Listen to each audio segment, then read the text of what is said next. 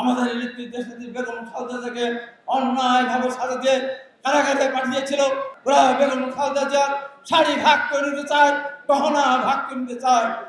দীর্ঘ 9 বছর নির্দিষ্ট নিয়ে দল দফার পরিপ্রেক্ষিতে সর্বশেষে আমরা সাথে পতন ঘটেছিলাম। বিদায় দিয়েছিল, আমরা গণতান্ত্রিক বাংলাদেশ পেয়েছিলাম, কিন্তু পরবর্তী সময়ে সেই গণতান্ত্রিক বাংলাদেশ আমাদের হাত থেকে অনেক দূরে সরে গিয়েছিল।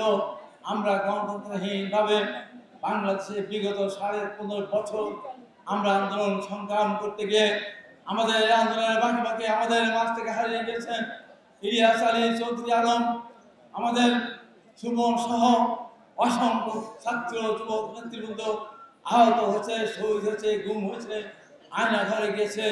সেসব ইতিহাস আজকে মিথ্যায় পরিণত যাচ্ছে। যে আন্দোলন করতে গিয়ে আমাদের নেতারা কারাগারে গেলেন, লক্ষ লক্ষ কোটি মামলা খেলো, বন্ধুত্ব বরণ করলো, হাত গেল, পা গেল, চোখ নেই, বাড়ি নেই, ঘর নেই, পুকুরে মাছ ধরে নিয়ে গেছে। আজকে জুলাই বিপ্লবের পর সব কিছু ভুলিয়ে দেওয়া হচ্ছে, নতুন করে ইতিহাস রচনা করা হচ্ছে। যে ইতিহাসে বিএনপির শত শত নেতাকর্মীদের জীবন দানের কথা বেমালুম ভুলে দেওয়া হচ্ছে।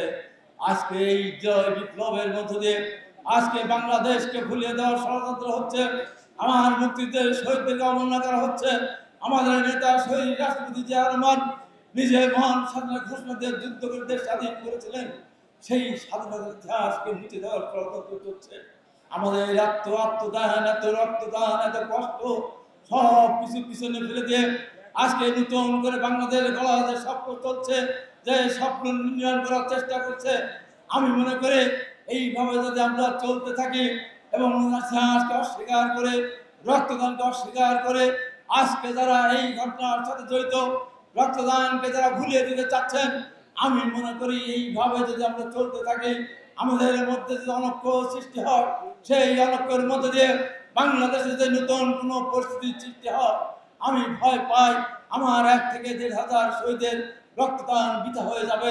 আমার 20,000 25,000 নেতা কর্মী, শ্রমিক, ছাত্র, বিভিন্ন পর্যায়ের বাচ্চা, শিশু বাচ্চা পর্যন্ত এখনো যারা হাসপাতালে তারা বন্ধুত্ব বরণ করার প্রতিযোগিতায় সেখান থেকে সুস্থ প্রচেষ্টা আছে, তাদের রক্তদান, তাদের আত্মদান বৃথা হয়ে যাবে। প্রিয় বন্ধু আমার, এমন একটি অবস্থায় শহীদ জিহাদের আজকে মৃত্যুবার্ষিকী আমরা পালন করছি।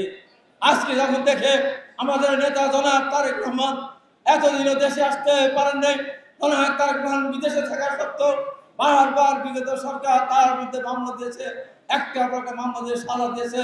আমাদের নেত্রী দেশনেত্রী বেগম খালেদা জিয়াকে অন্যায়ভাবে সাজা দিয়ে কারাগারে পাঠিয়েছিল, বিদেশে চিকিৎসা করতে নেয়।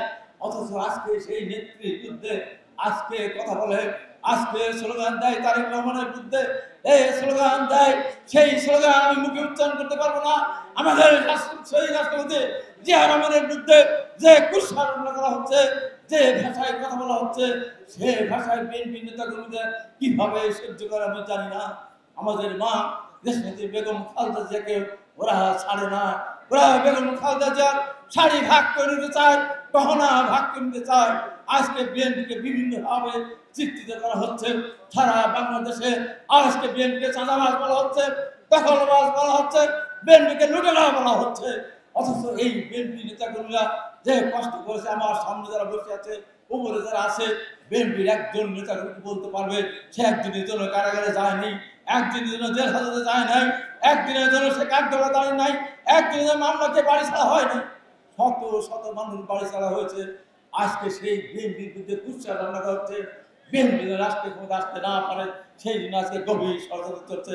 আমি আজকে শহীদ জিহাদ দিবসে আজকে একটু বলতে চাই, যত ষড়যন্ত্র করুক না কেন, যত চক্রান্ত করে না কেন, আমরা বিএনপি নেতাকর্মীরা আল্লাহর রহমতে তারেক জিয়ার নেতৃত্বে ঐক্যবদ্ধ থাকলে কোনো ষড়যন্ত্র আমাদের সামনে টিকতে পারবে না। ইনশাআল্লাহ আগামী দিনে শহীদ রাষ্ট্রপতি জিয়া রহমান, দেশনেত্রী বেগম খালেদা জিয়া, আমাদের নেতা জনাব তারেক রহমানের কর্মদিনে এই দেশের মানুষ বিএনপি ধানের শীষকে ভোট দেবে। আগামী দিন যখন শহীদ জিহাদ পালন করবো, তখন এই দেশের মানুষ আশা করে দেশ সেবার জন্য দেশনেত্রী বেগম খালেদা জিয়া এবং তারেক রহমানের উপরে দায়িত্ব অর্পণ করবেন, এই প্রত্যাশা ব্যক্ত করে সকল শহীদদের প্রতি আমরা শ্রদ্ধা নিবেদন করে আমি আমার বক্তব্য শেষ করছি। আল্লাহ হাফেজ।